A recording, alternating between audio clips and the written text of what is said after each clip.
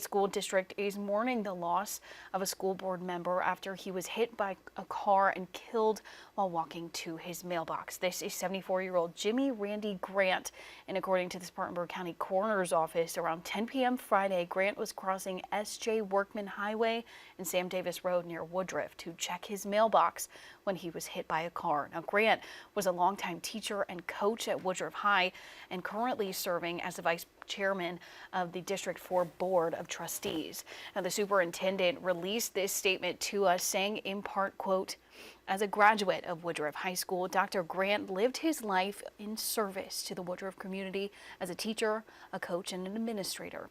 And the Woodruff community has lost a great friend who had a true servant's heart."